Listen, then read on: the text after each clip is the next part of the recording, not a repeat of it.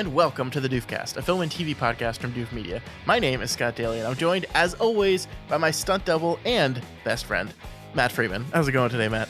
Oh, pretty good, Scott. Just carrying your load as usual. This week on the show, we are taking a look at the brand new, just released Quentin Tarantino film titled Once Upon a Time in Hollywood. Scott is making fun of me for only having just gotten around to watching this film when I claimed to be a Quentin Tarantino fan, and the film came out in 2019. Matt, let's go further than claim to be a Quentin Tarantino fan. Let's go on your top 5 list of directors whose films you would see on opening weekend. I believe Quentin Tarantino made the cut on that list. You know, it's not technically opening weekend, but it's, you know. Matt, this movie came out in 2019. Yeah. Okay. All right. It's been 4 years. I watched it and nobody even told me to. I just decided to. And I think I deserve to be praised for that, honestly. No, the virus that knocked you out for a week told you to watch the movie. That's true. I was sick enough that I could do nothing else except watch movies, and that's why I did that. So. Yeah. So we are at last going to be talking all about Once Upon a Time in Hollywood. We actually have done an episode on this movie already, Matt. You weren't on it, obviously. I believe that was you were either ill or out of town, or gosh, it was so long ago, it could have even possibly been the birth of one of your children. I don't think that was it, though. Who can say? But that was with our good friend Adrian, who filled in for you, and we had to chat about this movie. But I want to know what you think about it, and I also got the opportunity to revisit it for the first time since watching it 4 whole years ago. So I think I have some things to say, too. So we're going to talk about this. We have technically done a Quentin Tarantino deconstructing series. Technically, it was back in the before time where we would do every single movie of the director in one episode, which I don't know how we did that, by the way. What a choice. That was insane. So we technically have done that, and I think we also did an episode on God, what was the one he made before this one? Hateful Eight. Hateful Eight. Thank you. Yeah. We did an episode on that. I believe that's Michael guest starred on that because he adores that movie. But I'm looking forward to this, man. I'm looking forward to talking to you about Once Upon a Time in Hollywood. Me too. I you know, it's not on our usual rotation, but it's like, wow, really great movie, really worth talking about. Absolutely. And then after that, we're going to do it, Matt. We're finally going to rant for probably 45 minutes about The Mandalorian, because I have a lot of things to say about that particular series and the choices it's making and what it says largely about how we're doing storytelling in the year of our Lord 2023. Sounds good. All right, let's get right into it, though, and talk about Quentin Tarantino's Once Upon a Time in Hollywood. I'm Rick Dalton. It's my pleasure, Mr. Schwartz. Call me Marvin. Put it there. That your son? No, it's my stunt double, Cliff Booth. Last night, we watched a Rick Dalton double feature. All the shooting.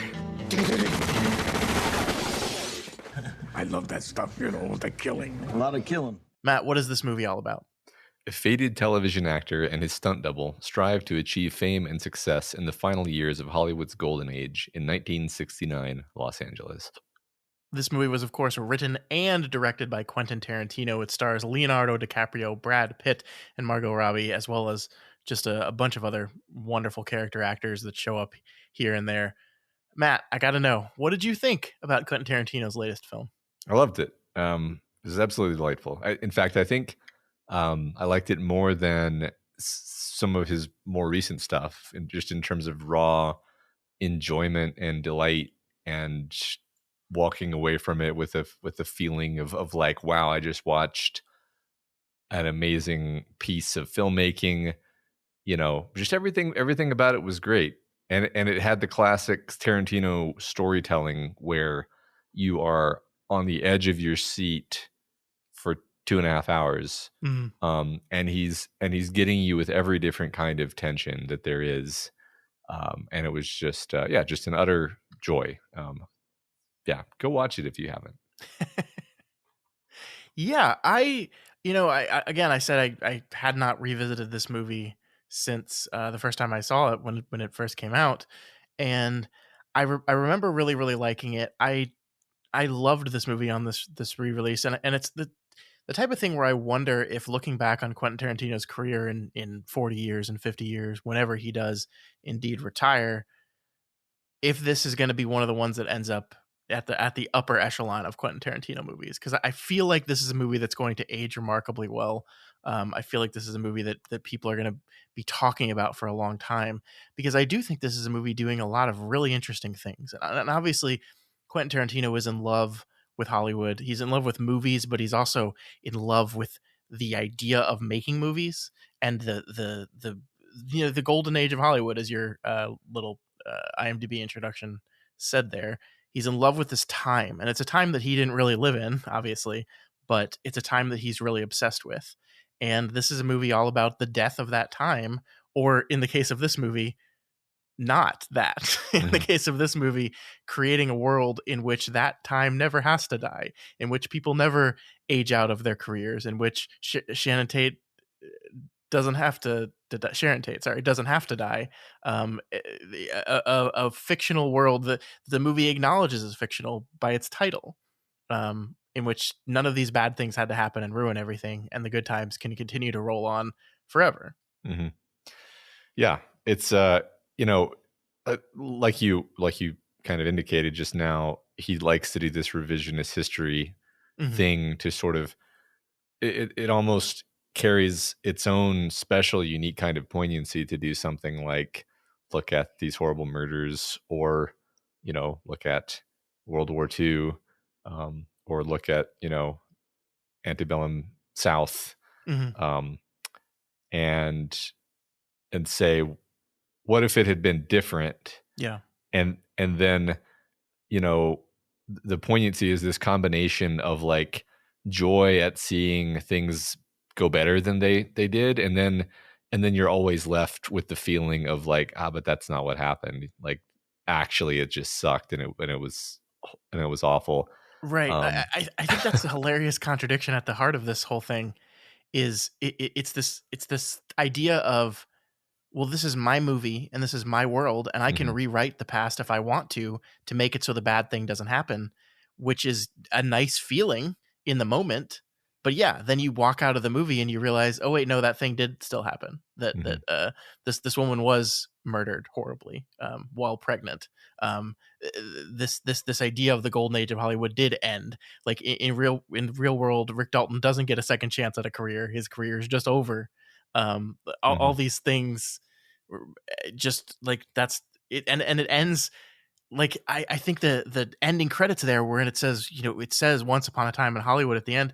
There's a bit of melancholy there. Yeah. It's like acknowledging this idea that this is not real, and saying to the audience and to yourself as you're making the movie, this isn't real. This isn't how it happened. And it sure is nice to watch a black man like beat the shit out of slavers. It sure is nice to watch a Jewish man beat the shit out of Adolf Hitler. It sure is nice to watch the murder of Sharon Tate be stopped. But ultimately, that's just in the world of the movies, and it's sad. I agree. I mean, it did leave me with that melancholy. It's really interesting. I really think this is an interesting thing that he has started to do, because like, just to say a very banal thing, like, of course it's fake. All movies are fake, unless of course they're not, right? Unless of course they're nonfiction or a biopic or historical fiction or what have you, or historical rather. That's so yeah, I'm already blurring lines there, because when you fictionalize it, it's no longer quite right. And it's just really interesting that he's doing this, as far as I know, relatively unique thing where it's like historical fiction, where the main thing that's fictionalized is that everything turns out okay. Yeah. And it does. I'd be fascinated to hear, like, does he intend for you to walk away with a sense of melancholy? Because I feel like it has to be the case for you to realize, like you walk away feeling like, yeah, like it's awesome. I'm glad that the fictional character of Rick Dalton and all these fictional bad guys got their faces bashed in, fictional good guys rode off into the sunset metaphorically. But I know that's not what happened.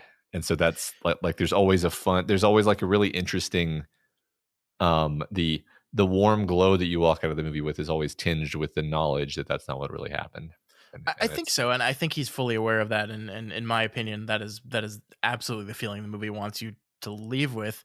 I think that largely, like, the really interesting thing here is that our central character is the Brad Pitt character, is Cliff Booth, and it's not like Cliff Booth is a good person, right? Mhm. Like, he's kind of a dick.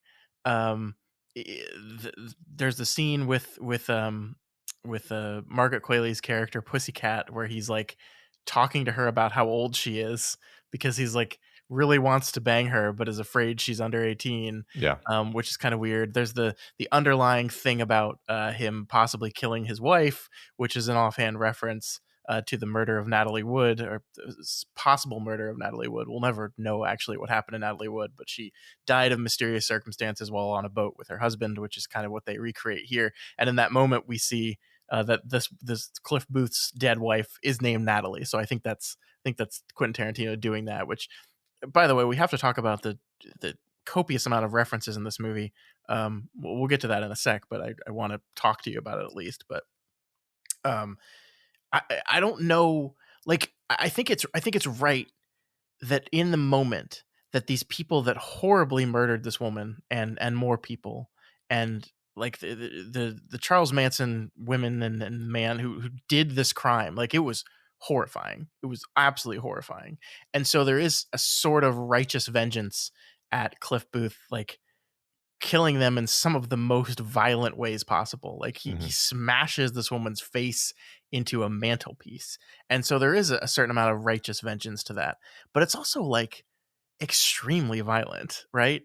And I think Quentin Tarantino, like, I think he's been criticized in the past for his extreme violence and how he takes joy in it. And I do think he takes joy in this. I think he is working out some personal demons getting to fuck these people up.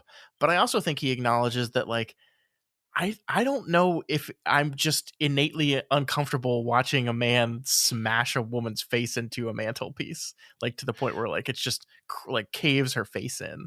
Like, she's a horrible murderer. I get that. It's still there's a level of me underneath that's like, ugh, I don't know how I feel about that. And I feel like the movie is acknowledging that dichotomy a little bit.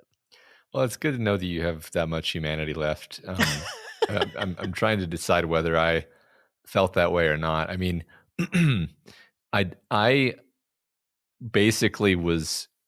I kind of knew the direction the movie was going, because it's been out for so long. I kind of basically knew the idea, and but like seeing it all unfold, like the element of the pit bull, which of course is this sort of Chekhov's pit bull throughout the movie, and then the pit bull savagely mauls these people, and you're like, I'm so happy that these people are being mauled by this pit bull, because number one, they deserve it within the frame of the movie, and number two, there's like you were saying a second ago, this like knowledge that, like, in real life this is not what happened, and so this is like a kind of fantasy we get to live out where we can just pretend that the bad thing didn't happen, and instead these awful people got horribly mauled by a pit bull. The smashing of the face into the mantle. I mean, so okay, I think I'll tell you my reaction, because I don't think it was the same as yours. What I think happened is my brain switched over into, this is a comedy at a certain point, because like after I forget what happens to who precisely, but at some point, one of the women runs out of the house screaming her head off and flailing her arms around like a cartoon character. Yeah. And then she's flamethrowered to death. And then Leo flamethrowers her while she continues to flail and scream. And it's like ridiculous. It's like not the way that any person would react to being in pain or being frightened or being burned or any of these things. It's just Tarantino telling the actress, flail your arms around and scream, and and it's supposed to be ridiculous. Yeah. And so it kind of turned off the part of my brain that was sensitive to like violence. Um, because I mean, it's like in Kill Bill when she's cutting off all the limbs. Like I like that's just funny to me because none of these aren't people. Like this is just a cartoon. You know what I mean? Yeah. So anyway, I think your reaction is totally valid. I'm just kind of walking through I think why I reacted differently. No, and I think that your reaction is completely valid too. And I'd be lying if I said I didn't have a little bit of that myself, um, because it is true that part of Quentin Tarantino's revenge on these people is horribly murdering them in his fictional world. But I think the other part of his revenge on them is making them into buffoons Mhm. and jokes. Like there is never any moment where any of these people feel threatening in any real way. And I think you're right. It descends into cartoonery very quickly. They are absurd. Like it is a comedy. It is when the one woman, played by, I think that was Ethan Hawke's daughter, actually, that played the one that ran Mm. away, that Mm. got in the car and ran away. That's a comedy beat. Mhm. Like Yeah.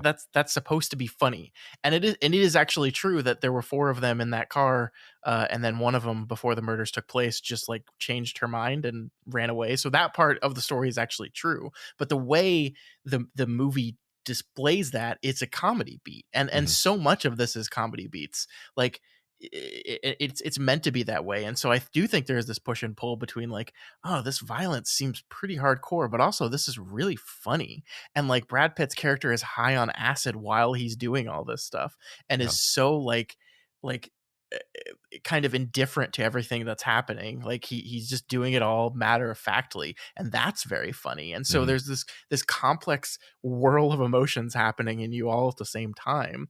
And I just feel like Quentin Tarantino is a director that is able to manipulate people sufficiently enough to where that is intentional, and he wants you to feel all these conflicting things at Mhm. the same time. Yeah, I definitely think that that's one of the fun ways in which he's playing with your emotions because it's not like when Tom when Brad Pitt goes to the Spawn Ranch. It's very tense, and you don't really know what's going to happen. You don't know if it's going to explode into violence. You don't know if you don't know what's going to happen. That Yeah. was that was actually a very minor sort of insight into the way Quentin Tarantino does tension, because I realized like I don't know what's going to happen. Yeah. Like I don't even know what I'm worried about. Right. There's so many unknowns in this situation, and there's so much complexity, and I don't really understand what's going on other than this sense of foreboding and this sense that these people really don't want him here. And you can formulate a suspicion of what's going on, but then you're sort of proven wrong because you think like, oh, they probably murdered the old guy, and it's like, no, he's there. The situation is exactly what they said it was, actually, which is funny because you've Yeah. almost been set up to think that no, they've murdered him and they're squatting on his territory.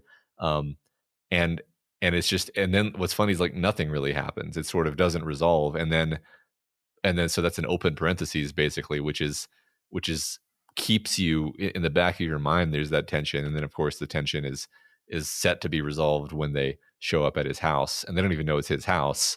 Yeah. And it's just, and then it's delightful. And it's made funny, like you said, because he's on acid and he's freaking out, but Yeah. like in a fun way. Um, yeah, it's just I don't know. I've noticed it once I noticed that I thought back over his other movies and the other like really really tense moments Yeah. that he manages to craft, and it's like very often, um, it's that you're not really like the situation could break in any number of ways. You're not really sure what's going to Yeah. happen, so it's a non-specific tension. Especially since like there is, we talk so much about the tension of knowing exactly what's going to happen but not being sure of when exactly it's going to happen. That is not actually the kind of tension Tarantino normally does. Like Hmm. he does the tension of, you're absolutely right, I have no idea what's about to happen in this moment. I do think it's really fascinating in this movie how, you're absolutely right, the Cliff Booth goes to Spawn Ranch scene is one of the most tense scenes he's done in a while, probably since the opening sequence of Inglourious Bastards. Yeah. And I think it's so fascinating that in this scene, the Manson children are all depicted as terrifying, right? Like Mhm. there's a bunch of them, and they're all like wildly different and easy to anger, and like he's hopelessly outnumbered by these people, and it's just absolutely terrifying. Mhm. They're this complete unknown. They're not acting normal. I mean, Dakota Fanning is playing like the main one, and this is like the most like ominous and venomous I've ever seen Yeah. Dakota Fanning, little child actor Dakota Fanning. And it's so fascinating that the difference between that depiction and then what we see them at the end of the movie. And it's like he wants to show them in their true light, but he also wants at the end of the day to get to dress them down a little bit, to get to embarrass them, to get to talk about how these people were actually just idiots Mhm. and shouldn't have, like, are feared because of the horrible thing they did, but should have been mocked. And I don't know, really, really fascinating stuff, man. Yeah. Yeah, no, I agree. He definitely wanted to show like kind of the insidious evil that existed there, but then also to defeat it in the end. Another cool thing about the Spawn Ranch scene, of course, is that you're mentally just begging Brad Pitt to get out of there. You're like, Yeah, yeah, this is like, I don't know what's going on, but this is bad, and um, you just need to leave. yeah, And then you see him like kind of thinking it over, which is, Brad Pitt does amazing job with this movie, and then decide like, no, I can't let this go. And then he goes in deeper, and he's like even more surrounded. Like, I love that's one great thing about the movie, is it really visually emphasizes how surrounded he is, yeah, yeah, and how hard it's going to be for him to get out of this situation. And then he does get out of the situation because he's just a badass. But yeah. um You're so right, because when he opens that screen door to walk into the house, he turns around and like every single person that lives at Spawn Ranch is like standing there behind him looking at him. And mhm, it's this real feeling of you're not going to come out when you go into that place. mhm, And yeah, I mean, you're absolutely right. And I actually think like part of the knowledge of this, I think, is the fact that we know when they're talking about Charlie that they're talking about Charles Manson, right? mhm, yeah. And one of the things I'm curious about with this movie, and maybe this is a perfect question to ask you, I think this movie relies on knowledge of 1960s Hollywood and these events specifically a lot to work correctly.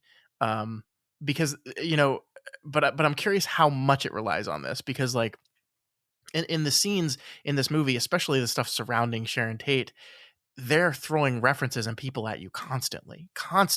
Like in this party, if you know anything about 60s golden age of Hollywood, like there's a person everywhere that is a real person that you recognize, and they're interacting, and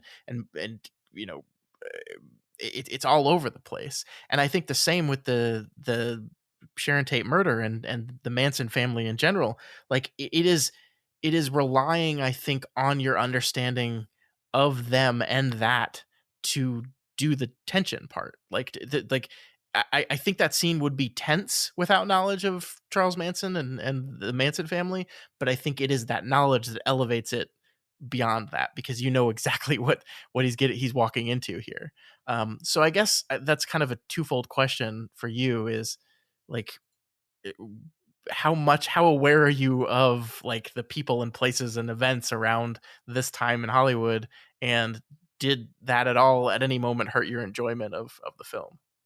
I guess moderately. I don't really uh I probably missed most of the like direct references to like, that's that one actor from, Hmm.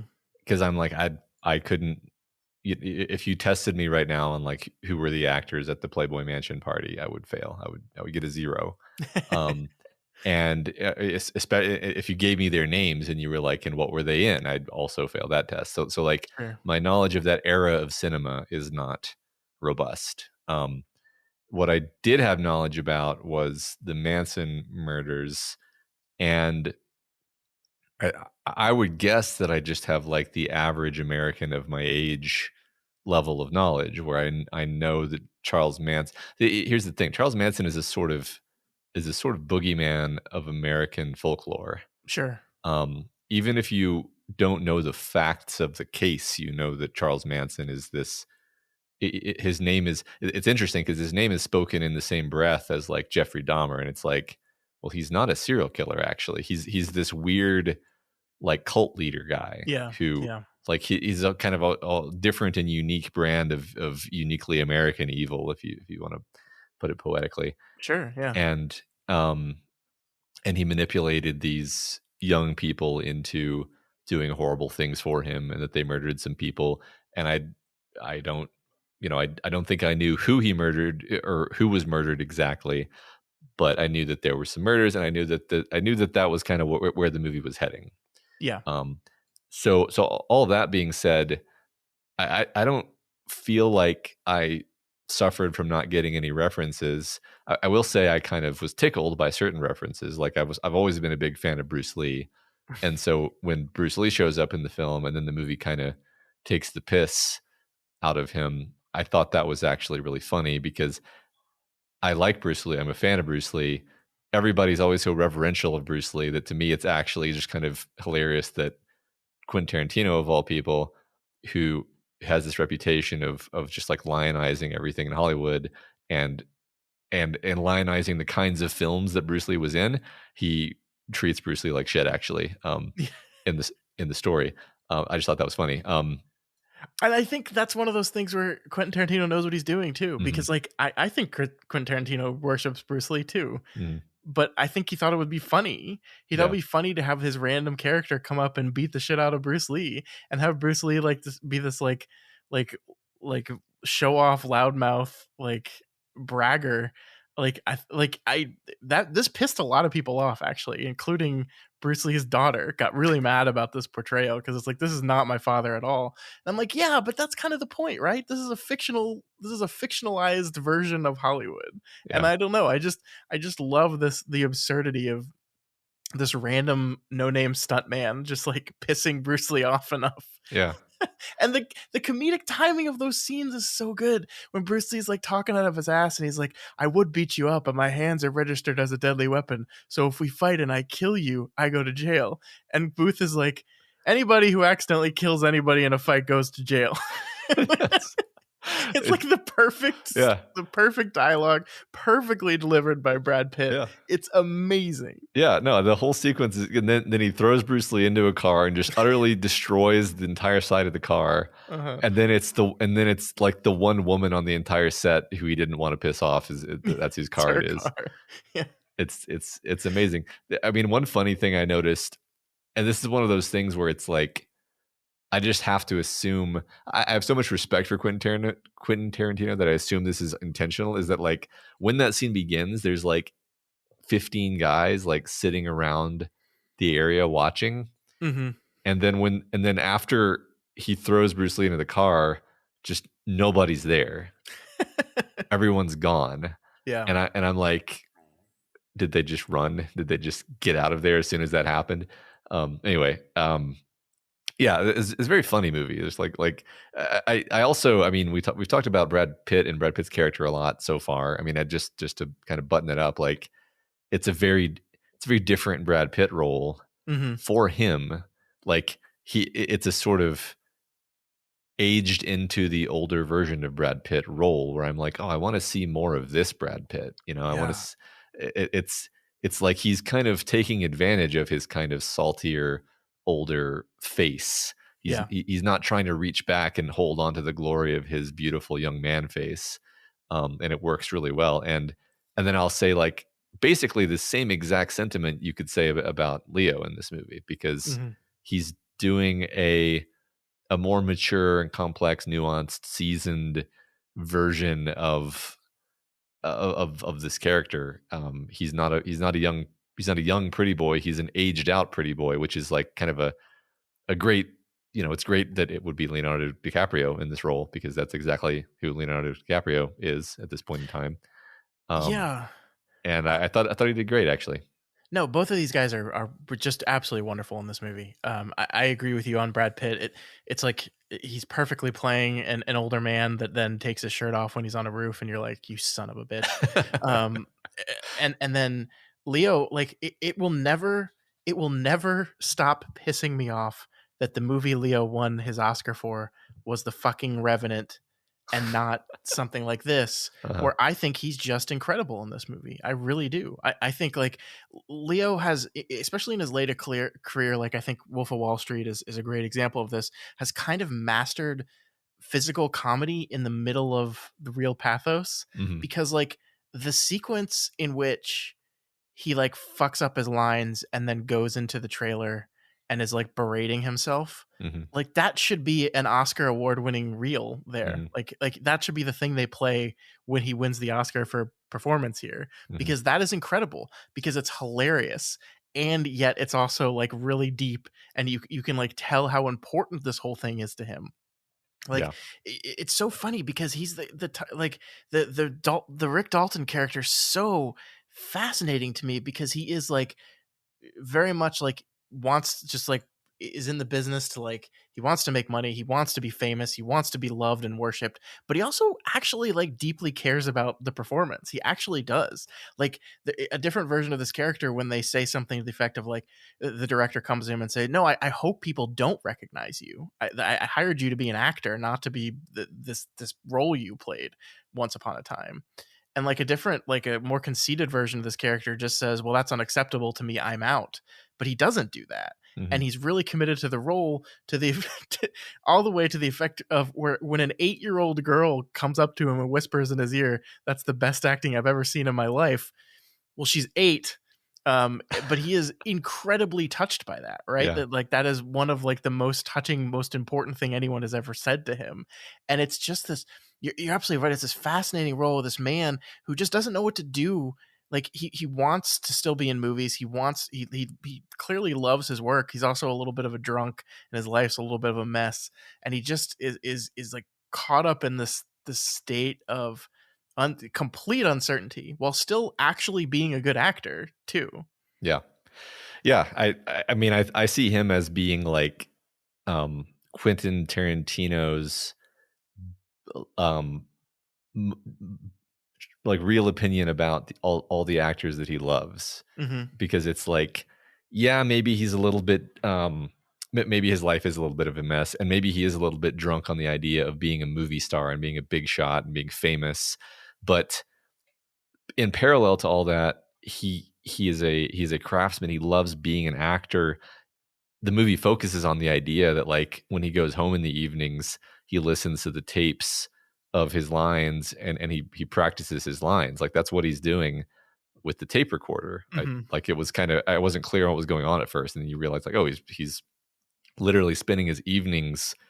He brings his work home in the evenings, and he practices his lines in the evenings. Yeah. That's that was a choice, right? Like, yeah, he's drinking. He gets a little too drunk, yeah, he- and he he- he- berates himself. Why couldn't I stop at 3 whiskey yeah, sours? Why'd I have to go to 8? yeah, yeah. But he's putting in the work. It's clearly important to him, and he struggles with himself. Like that's what makes him a compelling character Mhm.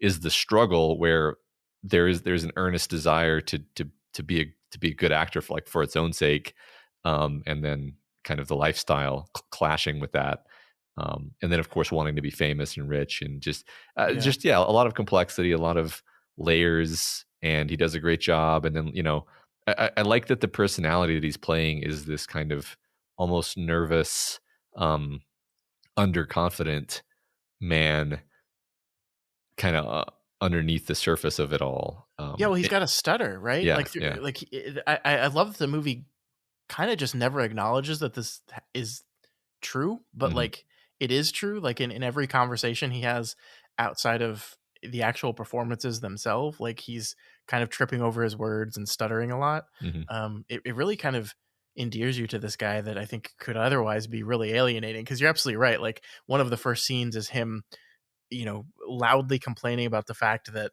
he's being offered a lot of money to go to Italy and do spaghetti westerns, and he feels that that's failure, and it's Cliff Booth like kind of raking him over the coals for it, being like, dude, your life is awesome actually. Mhm. Like go hang out in Italy for 6 months and make some money filming some movies over there. What's wrong with you? So there's a way that this guy can become alienating, but I think part of what Quentin does and what Leonardo DiCaprio does is really make you care for him actually. Yeah. Well, it's a really fine line to walk, right? Because he's even his kind of being an entitled little shit is like endearing, Mhm. you're like, ah, yeah, Leo. Mhm. That's why I And think it's he's yeah, just so excited. Like the thing that's become a meme, the pointing at the TV thing, like that's just him like excitedly pointing at him being on TV. Like yeah, he just loves it. He just loves the world. He loves being on TV. He just like the fact that he and his buddy like every Sunday night will watch any guest appearance he's on. You know, it's just adorable. yeah, yeah. No, it's charming. Mhm. And I think it was a brilliant decision for it to be Brad Pitt and Leonardo DiCaprio, Yeah, who are these two. I mean, that's what's great about it is they're these two incredibly handsome leading men of the last 30 years, basically sure. 20 years, maybe. I don't know. I can't really do the math right now, but um, and then to have them, it's almost like it's telling a little fable where it's like, well, maybe this is what these guys are really like. I don't think the movie's really quite saying like, well, Leo is actually this underconfident guy with a stammer, and it doesn't really scan that way because Brad Pitt is not a stuntman, etc. Mhm. But like, I just think it's a good choice to use those guys for the role because it kind of brings you into the Yeah, the frame of like, well, I know these actors. It's like it kind of helps you time travel back to the '60s, yeah. which not to derail the conversation, but like the um the way it's shot and like the amount of time we spend just driving around Hollywood in 1969 with Cliff Booth, just driving around, Mhm. just looking at the cars, looking at the signs and the buildings and the landscape. Just beautiful. It's great. It's so reverential. Like Hmm. it loves this place at this time. Like I love the scene where like we're just cutting as all the neon lights in Hollywood one by one just light up, and it's Hmm. just random places. It's random like big important hangout places in Hollywood at the time, and it's all wonderful. He just loves it so much, and it really comes through, I think. Yeah. Apparently, he built a lot of these sets too. Like a lot of it, Oh, I don't know really? how much Yeah. of it, but apparently a lot of it is practical. Hmm. I, That's I, cool. again, like it's like I don't know. I don't know that it matters, but the cars and yeah, it's one of the usually you watch a movie of this type and it's almost like the camera is cheating away from showing too much of that stuff because it's so incredibly expensive Yeah. and it almost becomes self-indulgent and Tarantino is like, no, this is basically what I want to be doing with this movie is Yeah.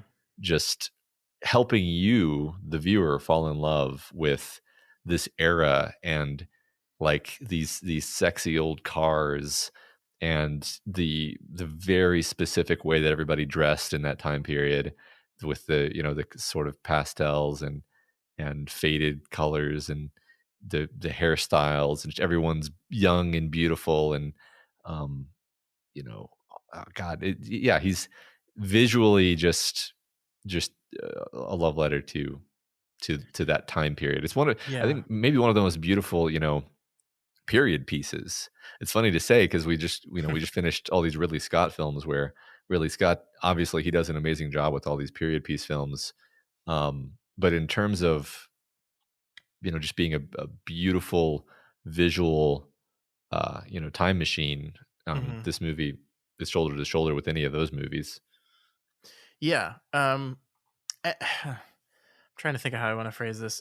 I think the other thing that's really interesting about all this to me is I feel like on some level, and maybe this is just me reading too much into the movie, that Quentin is kind of acknowledging that this version of Hollywood that he loved so much obviously isn't real anymore. And I think one thing we have to understand is that like the reason why this is centered around the Sharon Tate stuff is because it was this watershed moment in Hollywood specifically and in America at large of this feeling of like, oh my God, we're not as safe as we thought we were. And it is this kind of looked as the moment that this kind of age of Hollywood ended, that this realization. And then, the 70s were a very volatile time.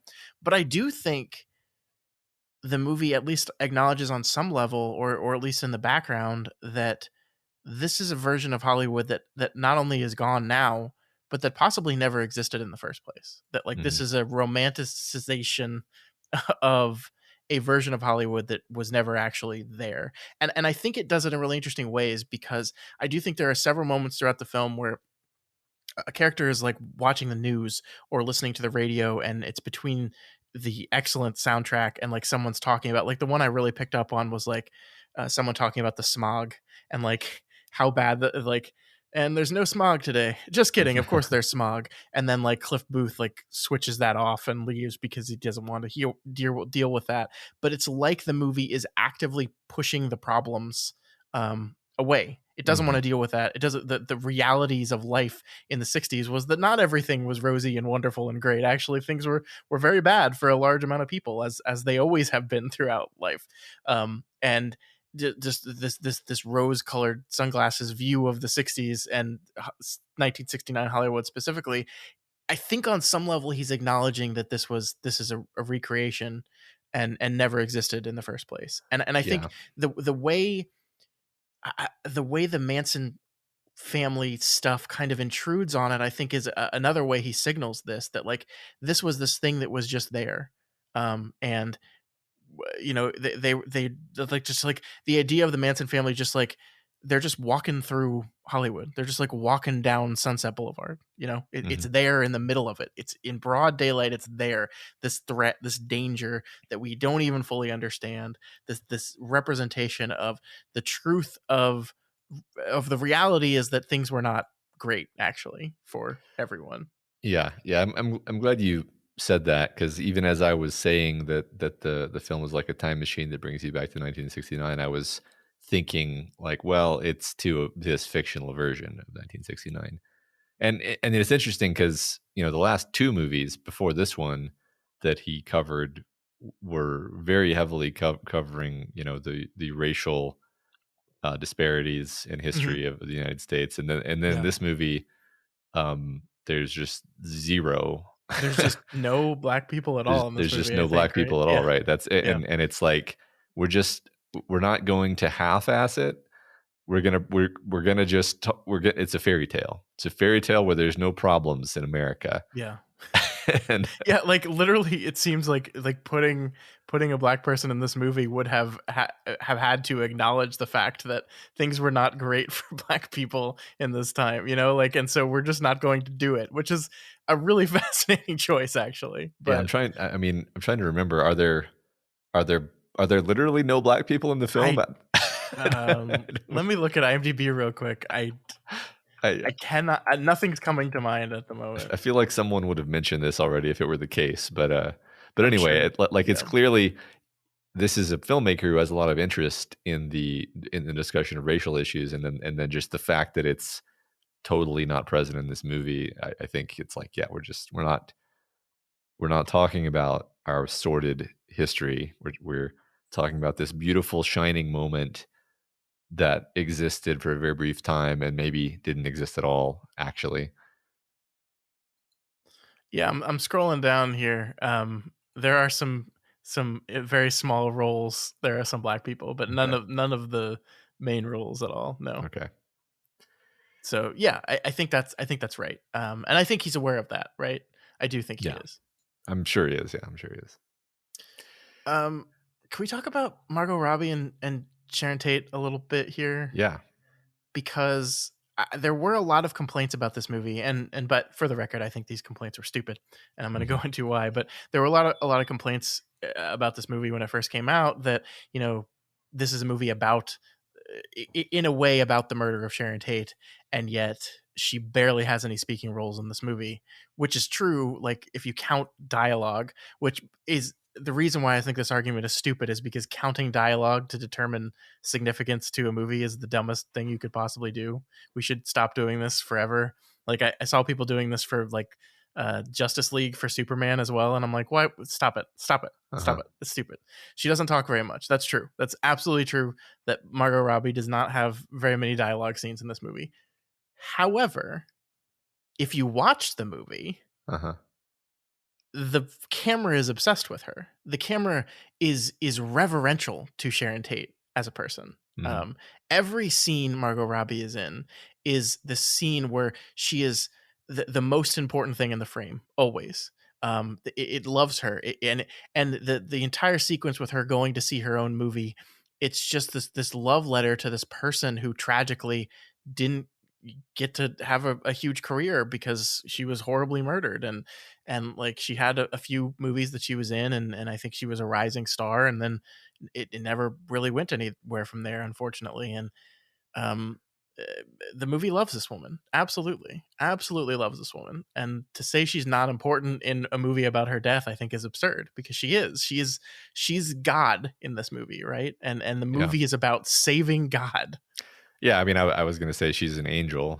Yeah, She's like an that's probably a better angelic, phrasing. Yeah. beautiful, floating, Hmm. ethereal presence that it's like yeah. I mean, it's funny because religious words are tripping off my tongue because I was gonna say like she's the apotheosis of golden age Hollywood. Hmm. Hmm. She's like what this was all leading to, and the movie follows her. And the other thing is there's this foreboding that traces her steps too, because we know, even I, relatively ignorant of the time period, was like, okay, this is Sharon Tate. She's the one who's going to be murdered. We're following Yeah. her around, and there's this terrible poignancy to it all because you're seeing like she's just this innocent, beautiful creature, Hmm. um, who you don't want to imagine any of this stuff happening to, and Yeah.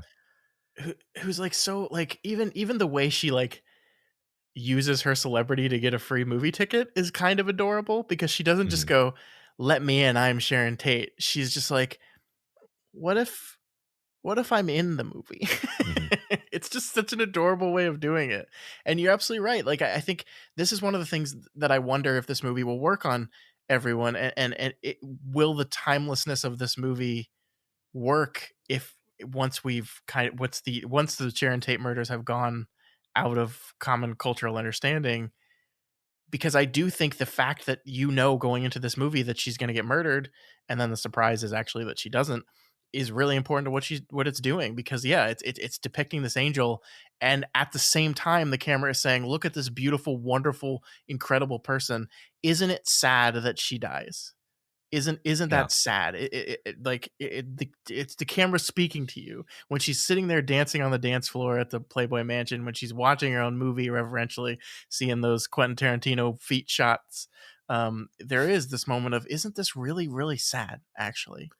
yeah. I And I wonder, if you just don't know who Sharon Tate is at all, if that will work on you as well.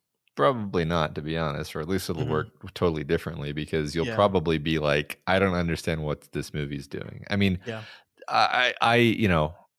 okay, like we don't have to conjecture. Like we know that this movie was a bit divisive for the exact reason that you're describing, Hmm. that a lot of people came away from it being like, what the hell was that? Yeah. Yeah. Like this isn't even a movie. This is just a Uh-huh. bunch of stuff that, and you're like, well, you kind of have to know like the basics. I don't think you have to know much, Yeah. but you have to know the basics of who the Manson family were.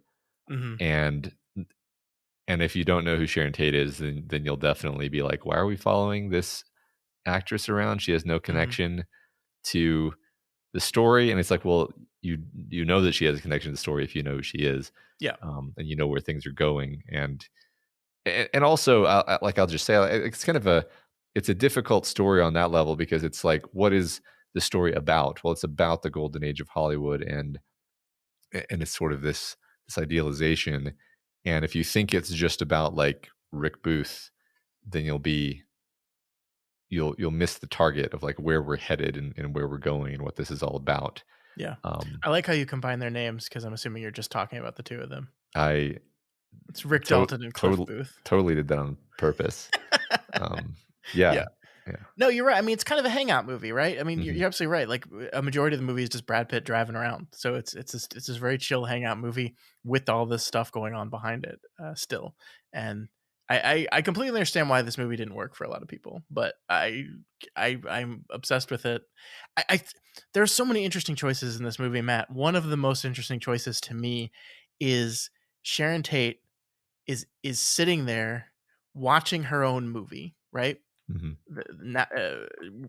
Being played by Margot Robbie, watching her own movie, and Quentin Tarantino chose to not change Sharon Tate's face in the movie that Margot Robbie is watching, right? Mhm.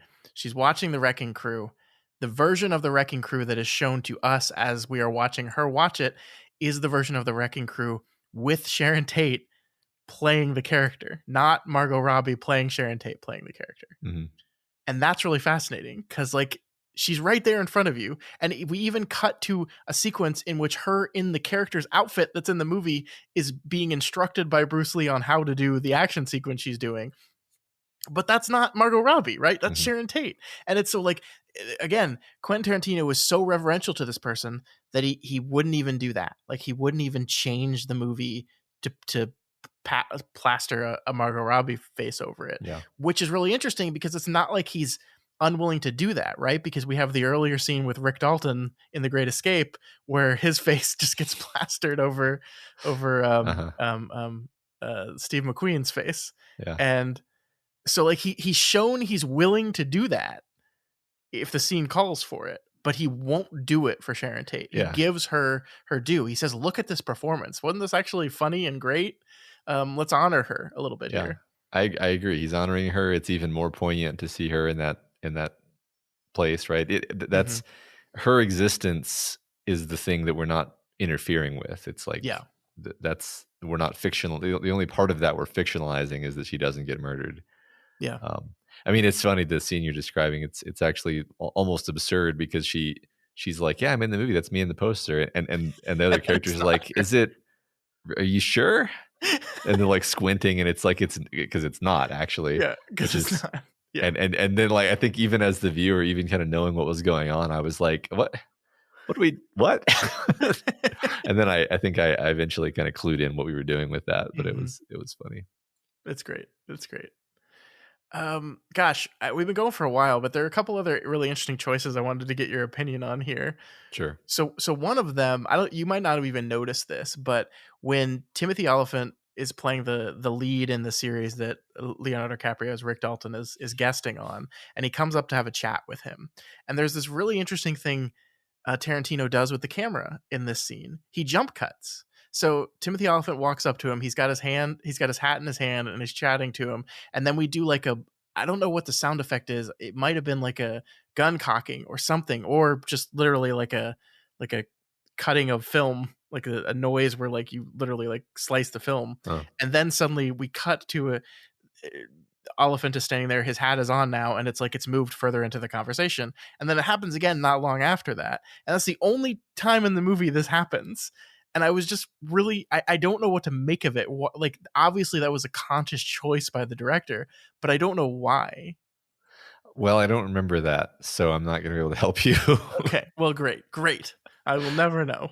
So this was sorry, was this during one of their scenes? No. This is before they shot, like, where he's sitting there waiting for everything to start, and Timothy Olyphant walks over to him and introduces himself. And it's when he asks him about the Great Escape Steve McQueen role, when he's asking him about that he heard he almost got that part. Yeah.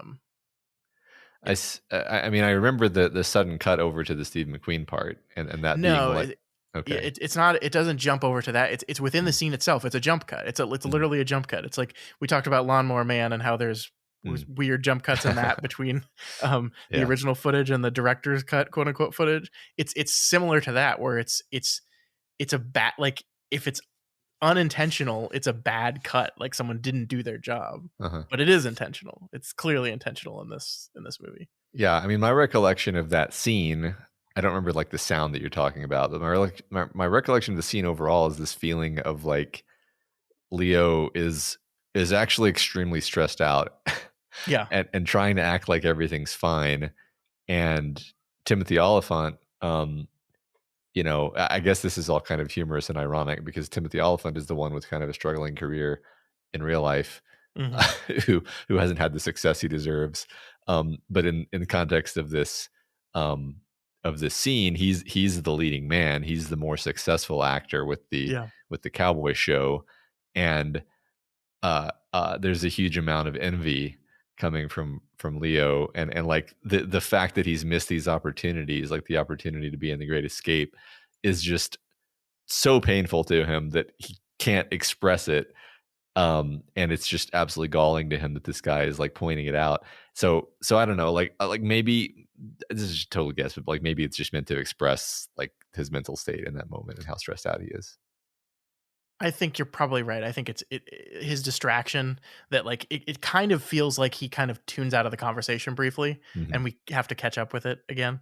And I think that might be part of it for sure. There's another jump cut that I like when he's having his meltdown in the trailer.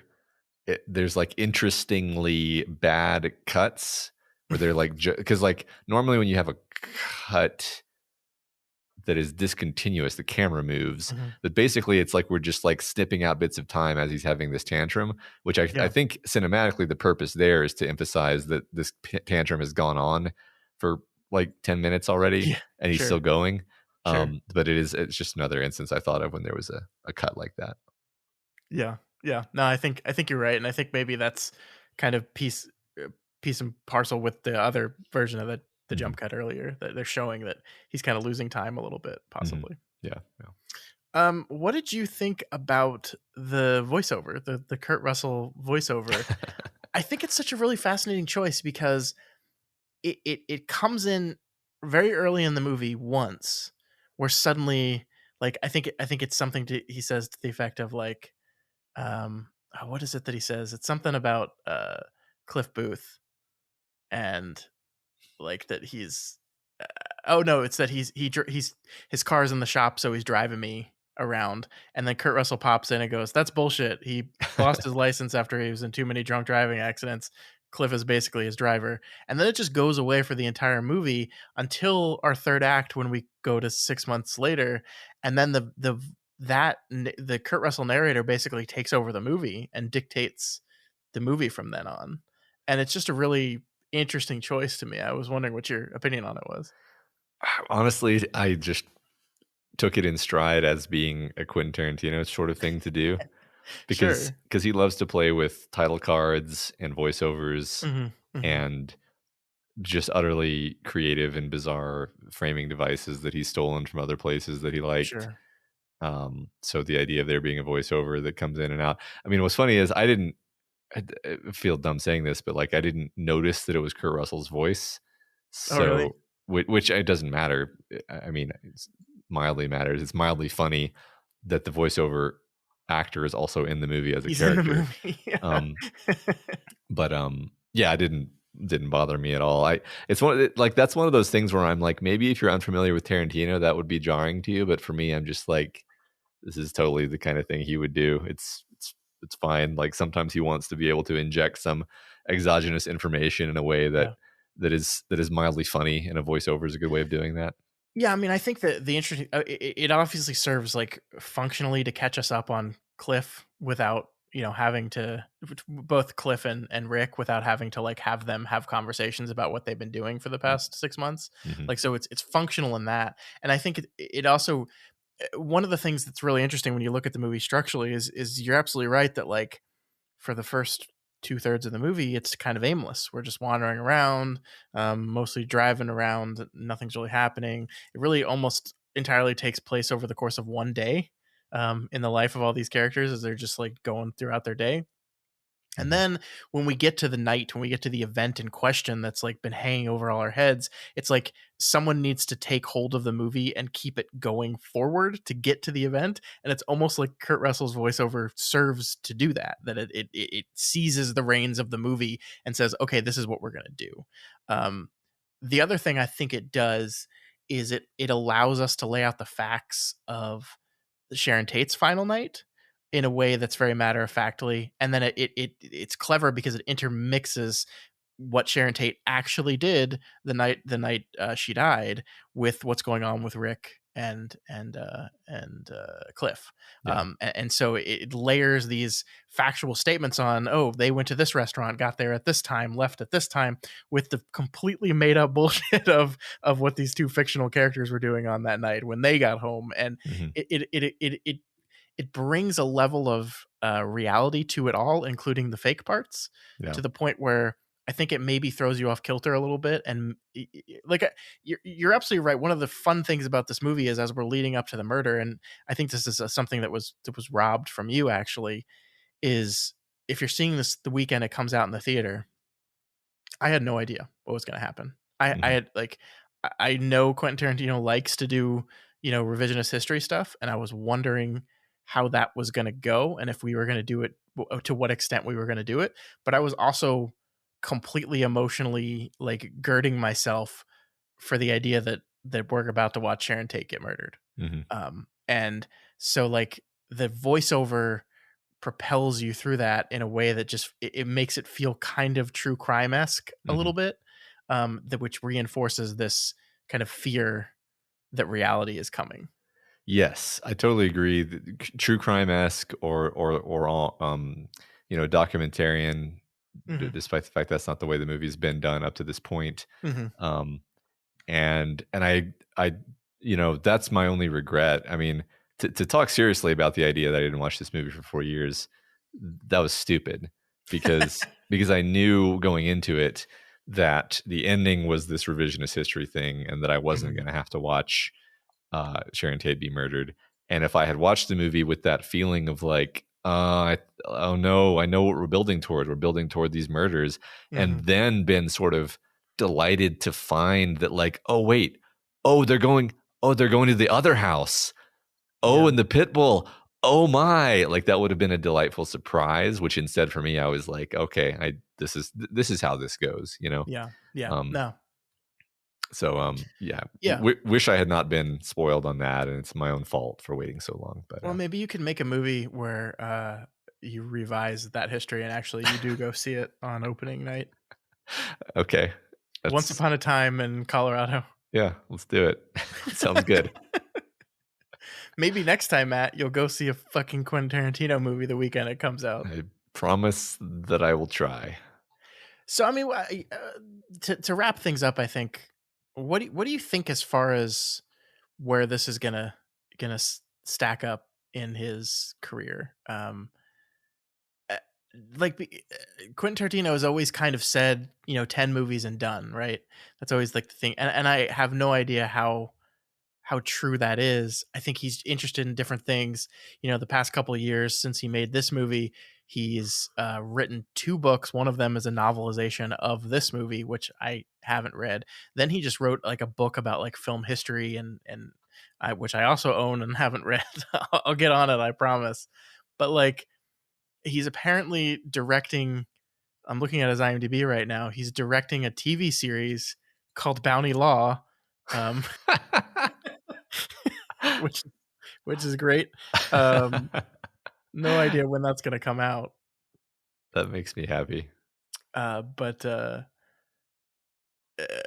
I don't know where this is like in the actual production process. But outside of that, it doesn't look like anything's on his plate yet. And so, like, let's say that he's actually gonna do what he's saying here and end his career at 10 movies, and so he's got 1 movie left after this. Where do you think Once Upon a Time in Hollywood will end up in the Quentin Tarantino oeuvre? Yeah, I mean, well, for me personally, I I I liked it a lot. I think I liked it more than The Hateful Eight, in terms of kind of everything about it. It like it feels earnest and honest in a way that Mm. many of his films don't, because and I don't think that's even like some kind of weird criticism. It's like, no, he is known for this kind of irony and manneredness when think about Kill Bill and stuff like that, where it's just like it's very self-aware of playing in of this space of tropes. And this was Pulp Fiction is another one where it's like it's like an all-time great film, but it's like this sarcastic, ironic film. Hmm. Um, while this film has this earnestness to it that almost reminds me of like Reservoir Dogs in a weird way, just in the sense of Sure. like it's immediate. It's I mean, it's kind of funny too. I'm not sure if I'm expressing myself very clearly here, but basically, I came away with very warm, positive feelings toward it. More so than I can say for maybe more than like half of his movies, actually. Sure. Um, now, how it's going to age, where it's going to fall in the rankings over time. It's kind of hard to say because it's not as singular as a lot of these movies either. Like it does, to compare it to Reservoir Dogs, it doesn't have the ear scene. Um, Hmm. or anything particularly like it. Um, but so I guess I would honestly expect that it's not remembered as one of his best movies. But like in terms of how I feel about it right now, I feel really really positively toward it. How about you? What are your Sure. thoughts on this? Yeah, I mean, there it's really hard for me to not like try attempt to psychoanalyze Quentin Tarantino and like put him in the shoes of um the Rick Dalton character of this kind of aging star who's at this crossroads of his career and wondering what the hell he wants to do next. And of course, Quentin Tarantino is and has continued to be successful throughout his career, so he's not necessarily like watching his career go down the toilet and freaking out about it. But just this idea that like Rick is trying to, and even Cliff is like trying to figure out what he wants to do next, and has this sneaking suspicion that it's not going to be in the industry that he spent his entire life in. And I really want to put that on Quentin Tarantino as well, that he's again, he's talked about forever like I don't want to fade away. I don't want to like do worse and worse movies as I age and age and age. And so I'm going to do 10, I'm going to be done. And I'm going to figure out what the hell to do with my life from then. And it's hard for me to not put Tarantino in that. So, if everything plays out the way he said it's going to, I do think this is going to be a movie when you look back at the expanse of his career that you could point to and say, oh, this is the aging Quentin trying to figure his shit out movie. And if that is how everything happens, then I do think this is going to be talked about very specifically because of that idea. But looking back, like it's a love letter to the time he loved the most about Hollywood, while also being like maybe a goodbye in many ways. Like Mm, like uh, the the acknowledgement again, the way the movie ends with Once Upon a Time in Hollywood going up on the screen.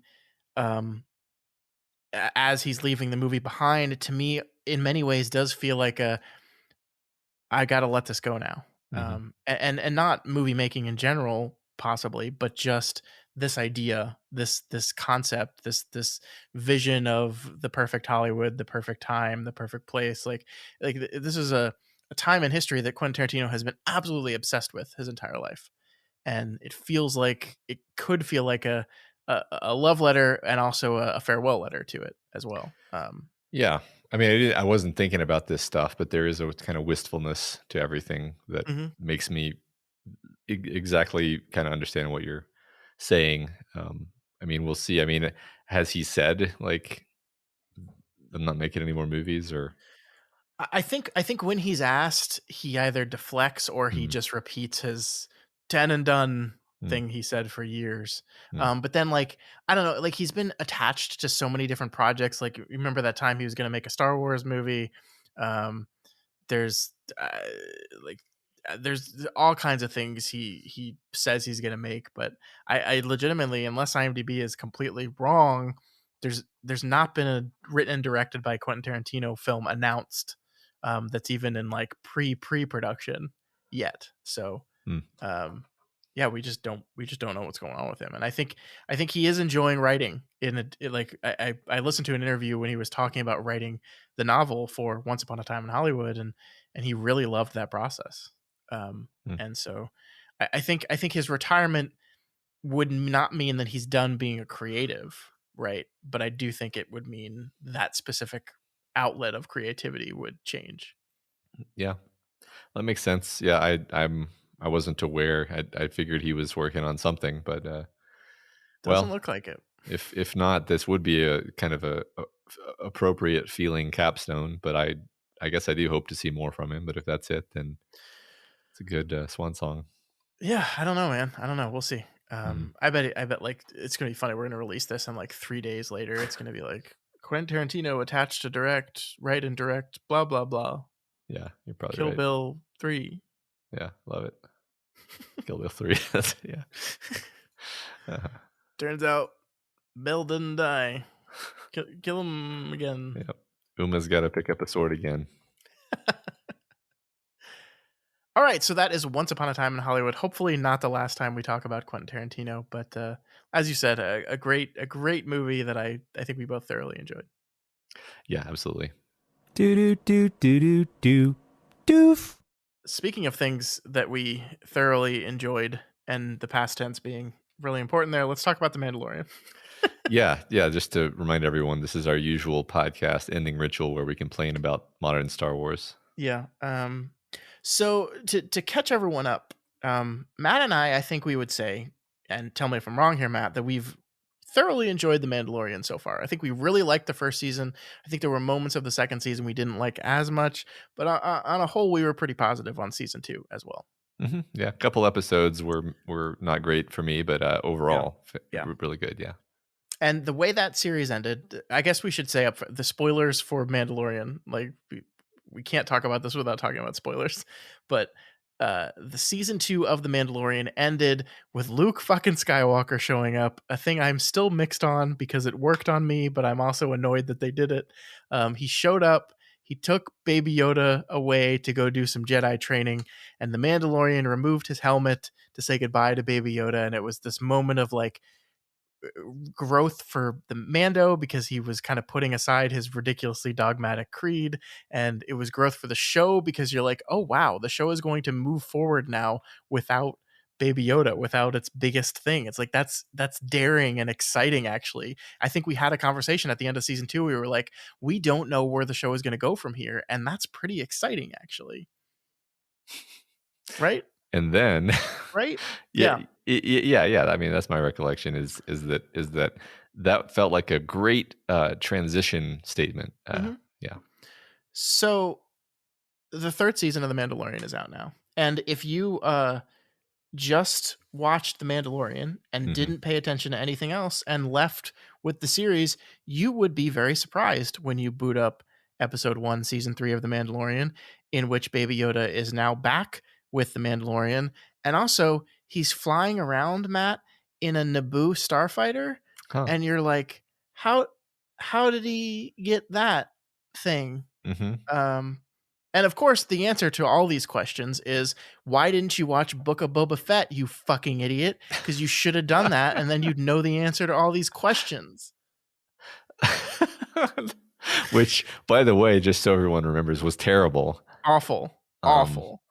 And I didn't even watch it. I watched the first 2 episodes, and I was like, this is trash. And then you reassured me that it was trash. Yep. So apparently the last couple episodes of the Book of Boba Fett became just a Mandalorian show in which we see Mando reunited with Baby Yoda. Presumably we also see how he got that Naboo ship. Don't know. So I knew that going into watching season 3. Like I knew that shit happened because I watched the trailer and was like, wait, why has he got the Yoda again? What's going on? And people explained it to me. Like, don't you remember that Book of Boba Fett exists? What I was not expecting, Matt, is that the show itself would not acknowledge any of this. Like, I really expected a previously on The Mandalorian to at least at some cursory high level moment explain why the fuck the little Yoda is with him again. Yeah. And the choice the show made in season 3, episode 1, is to not do that at all. So if you, an average listener that doesn't listen to podcasts online about Star Wars or read trades or spend way too much time on Twitter, if you just sit down, boot up Disney Plus and go, oh, The Mandalorian, the new season, I like that show, I'm going to watch, you would have no idea what the fuck is going on. And it is absolutely insane to me that the people in charge are okay with this. I don't get it. I don't get it at all. You ever like walking down the street and you know, have your coffee in your hand or whatever, and then you trip, and then you spill the coffee all over yourself, really just amazingly. And like there's nothing to do other than just keep walking and kind of pretend nothing happened. And I think that's what happened here, because they screwed up so badly they can't even address it. Like they can't put it in the previously on, because then people would be like, what is this? I don't remember this. And then that just invites them to be like, it's another show. What the fuck are you talking about? And Yeah. who does this? And so they just have to not address it. Yeah. While they're walking down the street with their coffee stained shirt and just being like, this is fine. I did that on purpose. I like that metaphor. I'm going to take that and twist it, because I just today watched a video that's circulating on Instagram where a toddler is carrying a mug of, it's probably like chocolate milk or something. Uh-huh. And his mother is trying to like coax him forward, and also like trying to teach him, how to keep the mug straight and center and not spill too much of it. Uh-huh. And the kid spills a little bit of it on his shoe. And when that happens, the kid basically just says, fuck it, and just pours the rest of it out immediately. And that is, I think, what they kind of did here. They spilled a little bit on their shoe. Uh-huh. And then they just said, fuck it, let's just go. And that's what they're just doing now. And I mean, like, the sad thing is, I kind of like, we kind of saw this coming, right? We were talking about, we spent a lot of time and words talking about the MCU and the way they're telling stories, and the interconnected nature between these television shows and movies and stuff, and wondering, like, I think when the new Doctor Strange Multiverse of Madness movie came out, there was a part of me that wondered, like, are you gonna have to watch WandaVision to like get what's going on here?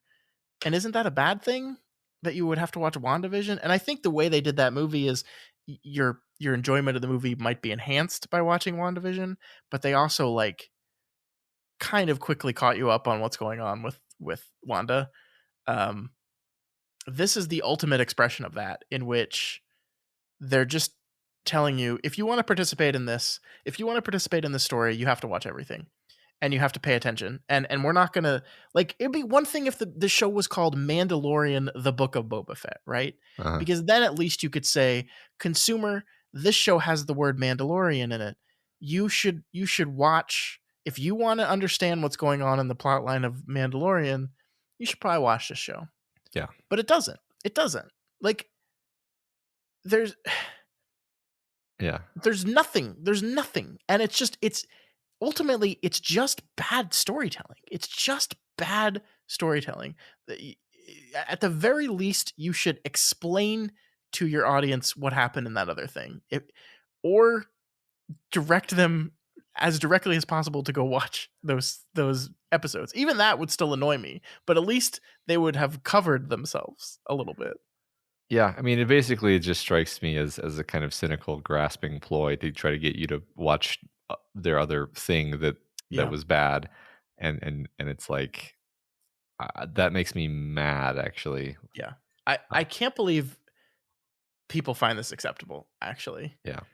Because I was watching people on Twitter, and it was like, really tired of people complaining about that. It's 2023. The internet exists, and there's Wikipedia, so you could easily check up on this. And I'm like, are you fucking kidding me? Yeah. Like, right. Don't be satisfied. Like, yes, Yeah. I could go read what happened. It's not actually about my ability to determine why Baby Yoda is back with the Mandalorian. It's about what choices you make as a teller of stories. Yeah, it's a narrative, right? That was my first comment when you told me this. I was like, are we just not doing narrative anymore? Yeah. Because that was the emotional climax of that show. 2 seasons of TV led up to Mando being willing to make these specific emotional gestures, and it was this highly emotional moment, emotional for everyone involved, and great character development, et cetera, et cetera. And then you just take the whiteboard eraser and you just kind of erase that, and then you just continue on as if that didn't happen from the perspective of the person picking up season 3. And it's like, that's horrible. That's a horrible narrative sin. It would, I mean, I agree with you. like just to be clear that like this is really worth complaining about. Actually, Mhm. this would be like if you bought, like if you're reading a fantasy series and you bought like the fourth book in the series, and it was just like, what how did we get here? How did these characters get? I thought that guy died. He's Mhm. back. And then it was like, oh, well, you were supposed to read this short story that the author published in some literary magazine. Um, and like that's actually supposed to happen between the third and fourth books. Like even that is moderately more acceptable, but it's like you have to note, like, then why didn't you just put that in the beginning of the book? Or Yeah. it's just a horrible way to do serialized storytelling. It just breaks all of the conventions. Yeah. By the way, I haven't even mentioned this yet, but it seems like the plot, at least for the early episodes of season 3, is going to be the Mandalorian attempting to um, do penance and get forgiveness for breaking the creed by removing his helmet. So what I thought at the time was like character growth, to the point where like a lot of characters are talking to him throughout the series about how like his obsession with this religious creed is actually not good for him and kind of absurd. And I thought the story was going to be about him eventually learning to overcome that and not be so beholden to that. And maybe that's still where they're heading, right? But I really thought like the choice to, for the sake of this really emotional moment, getting to show Grogu his face, and as he says goodbye to him, was representative of growth in that department. Doesn't seem to be so far.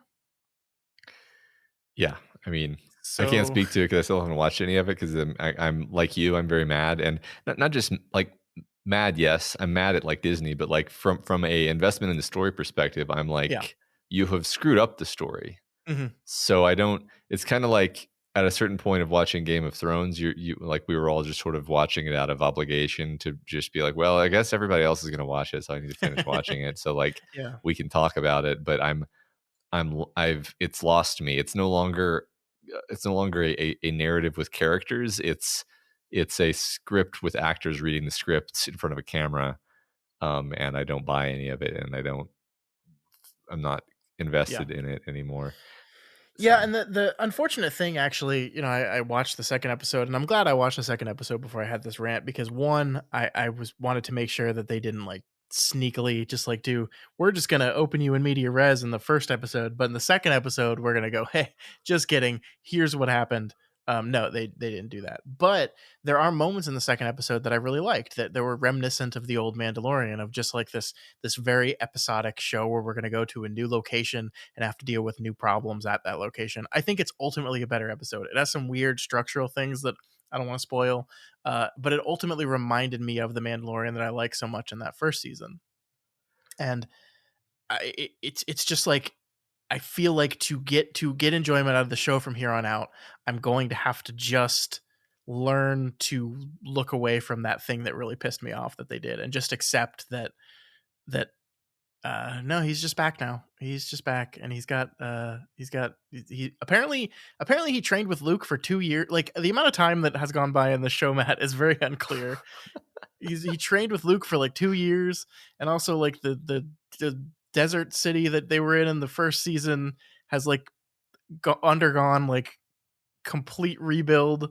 So it's been like years since the show started, and that was not very well communicated by the show. But that's that, neither here nor there. It's uh, just I feel like this is only the beginning of this kind of stuff. I feel like we're gonna double down on this more and more and more, and that is disappointing. yeah. I mean, it's funny because it like retroactively makes me more annoyed with even like Doctor Strange Multiverse of Madness, because I'm like, if this is what, if we're just accepting the idea that you have to watch every single show and every single thing to like appreciate a movie, Hmm. then I'm gonna start backing away slowly. Sure, yeah, Because I can see how that movie would have been a lot harder to get into if you didn't understand. Because there's a lot in that movie that relies on you having watched the TV show and understanding like what's yeah, going on with her and her kids and everything. So, yeah, yeah, um, yeah, yeah. I don't know, man. We will see. We will see. At yep. least we still have Andor. We'll always have Andor. We'll always have Andor. They can never. knock on Don't wood. say that. Don't say that. They're going to try to take Andor away from us somehow, I'm sure, Scott. They are. But, we won't let them. All right, let's be done with this rant now. Okay.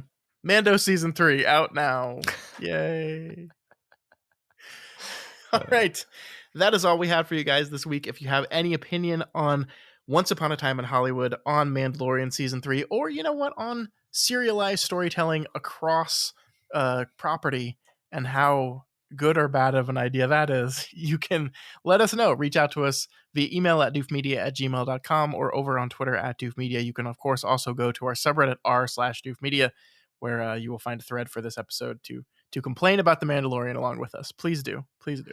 Yeah. And if you're not already subscribed to this podcast, we encourage you to do so and ensure you never miss an episode. You can find us on iTunes, Stitcher, YouTube, Google Play, and pretty much anywhere else podcasts can be found. And if you like what we do here and want to support us, consider becoming a patron of Doof Media. You can head on over to patreon.com/doofmedia and donate at any of the available levels, which gets you access to a bunch of bonus features like the ongoing other levels of the Tower podcast, where Matt and I are looking at Stephen King adaptations. Also the High Ground, where Ruben, Elliot, and Georgia are looking at just movies, just series. They did the Shreks. They're in the middle of the Jurassic Park series right now. And it's a lot of fun. So you can get that and a bunch of other stuff, and it's well worth your money. I think. I'm a little biased, but it is. I happen to think so. Also, please consider rating and reviewing the Doofcast on Apple Podcasts. Every review does help us get more exposure and introduces new people to the content that we make. That is right. All right. That's it for us this week, folks. I think we're going to be back next week. I think we're taking a look at the 2023 movie. So we've actually, for maybe the first time in a long time, Matt, watched a movie relatively concurrently with its release schedule, and we're going to talk about it because next week we're going to be chatting about Megan, the horror robot movie that you saw surprisingly and enjoyed, right? Yeah, it's going to be fun to talk about. Yeah, so tune in next week for our talk about Megan. We'll see you then.